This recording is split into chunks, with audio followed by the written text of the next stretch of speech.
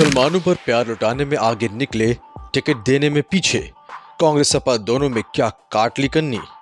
मुस्लिम पर राजनीति लेकिन टिकट क्यों नहीं, क्या जवाब दे पाएंगे सपा और कांग्रेस। बीजेपी पर आरोप लेकिन काम तो सपा कांग्रेस का भी ठीक नहीं।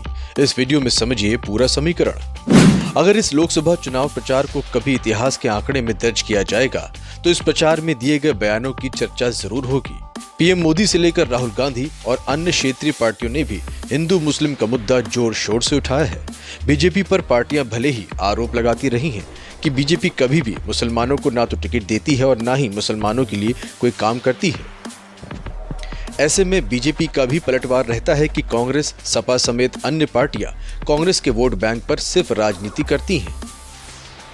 असल में ये बात इसलिए है क्योंकि ये था लेना जरूरी है कि इन चुनावों में किसी पार्टी ने कितने मुसलमानों को टिकट दिया है।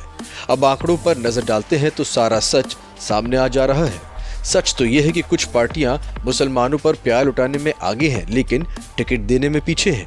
यहाँ तक कि कांग्रेस सपा दोनों ने कन्नी काट ली है। चूंकि इस बार चुनाव में हिंदू मुसलमान कुछ ज्यादा ही हुआ है, ऐसे में ये जानना जरूरी है कांग्रेस ने इस चुनाव में कुल 16 मुस्लिम उम्मीदवारों को टिकट दिया है। अगर उत्तर प्रदेश की समाजवादी पार्टी की बात की जाए तो मुसलमानों की हिमायती सपा ने सिर्फ 4 मुस्लिम उम्मीदवार ही मैदान में खड़े किए हैं।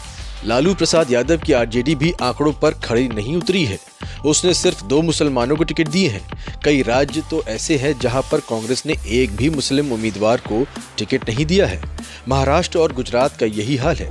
यहाँ कांग्रेस ने एक भी मुस्लिम उम्मीदवार को टिकट नहीं दिया है।